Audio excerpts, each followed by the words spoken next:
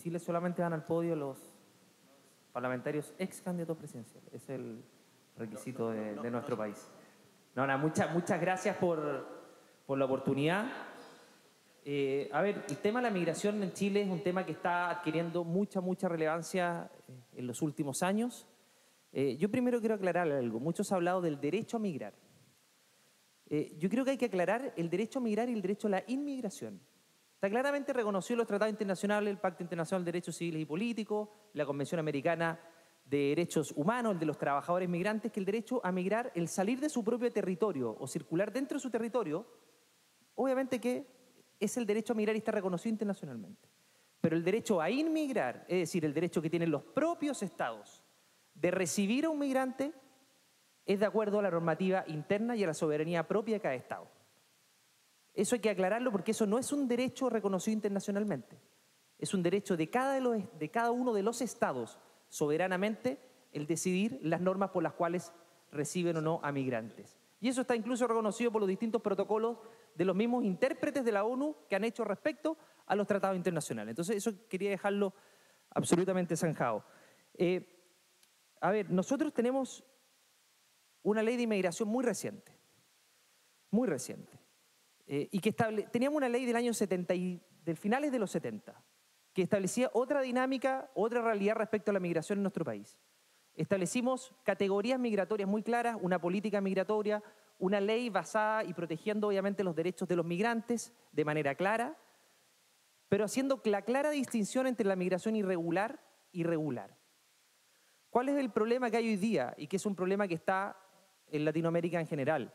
Son las fronteras. Nosotros tenemos más de 700 kilómetros de fronteras. Y los pasos clandestinos o no habilitados hoy día están generando un desborde gigantesco en la frontera de Chile con Perú y Bolivia. Y eso ha provocado que ese desborde signifique un atentado no solamente contra los mismos migrantes, sino que además contra los nacionales y los migrantes que están de manera regular en la provisión de servicios, salud, educación, vivienda, la importación de delitos violentos. En nuestro país han ingresado modalidades de delito que no conocíamos o que no teníamos con ese nivel de profundidad y que ingresan precisamente por las fronteras porque no hay un control.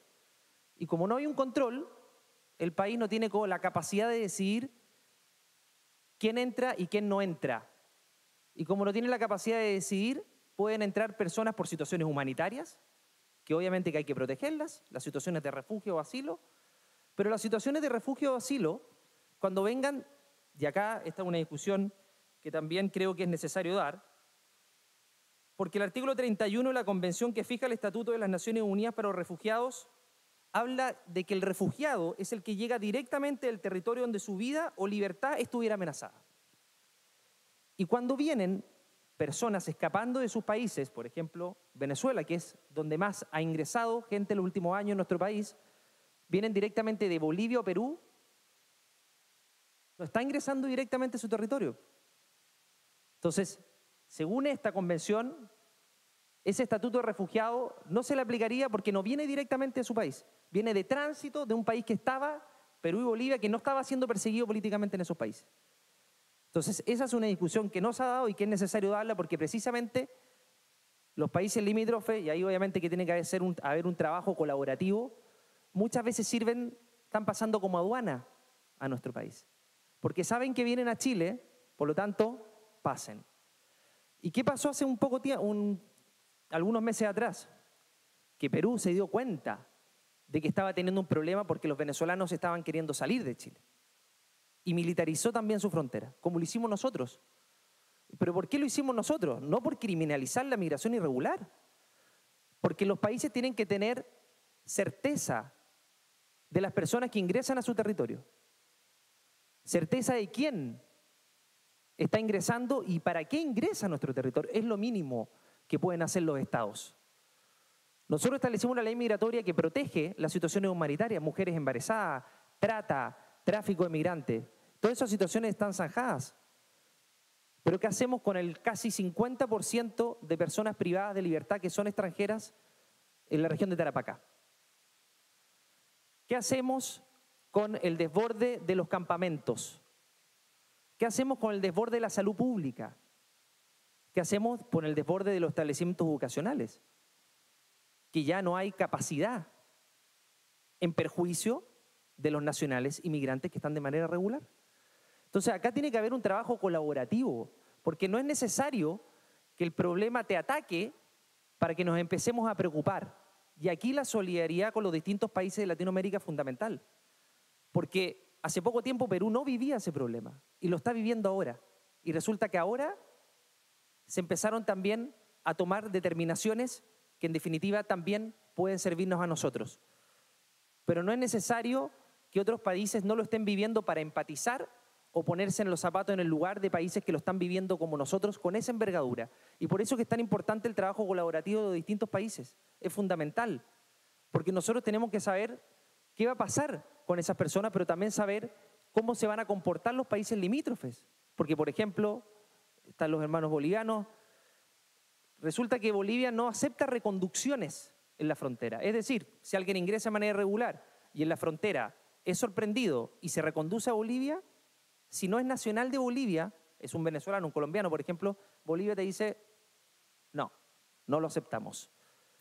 Entonces, finalmente, porque el problema lo empiezan a trasladar, no, ya no es problema nuestro. Entonces, eso exige mayor solidaridad y colaboración, porque finalmente el camino fácil que están optando la mayoría de los migrantes irregulares es ingresar por la frontera por Bolivia. El 93% ingresa por ahí.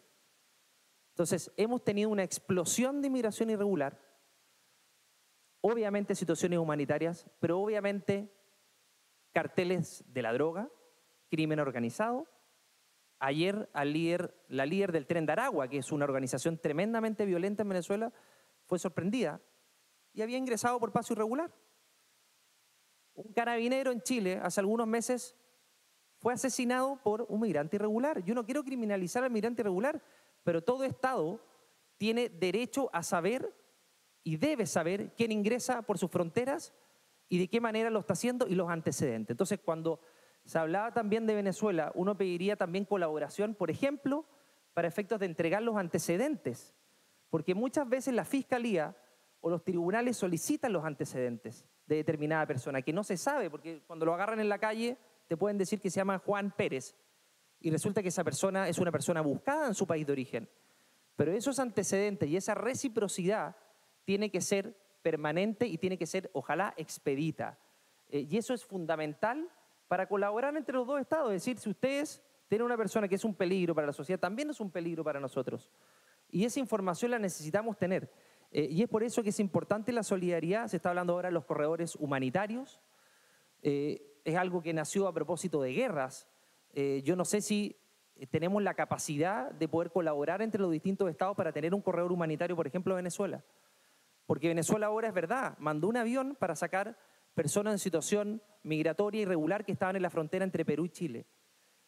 Pero resulta que nosotros tenemos cientos y miles de órdenes de expulsión sin poder ejecutar precisamente porque hay una falta de coordinación con países de origen como Venezuela. Entonces, para efectos de no profundizar, no solamente la migración irregular, sino que la pobreza, el hacinamiento, los abusos laborales, porque alguien quien ingresa sin papeles al otro país está muy expuesto a los abusos, muy expuesto. Y esos abusos no solamente repercuten en esa persona, sino que repercuten en todo el país, en los que están regulares, en los nacionales, y eso obviamente que termina empobreciendo en todo sentido a los países. Eso, muchas gracias. Gracias, diputado. Finalizando la lista.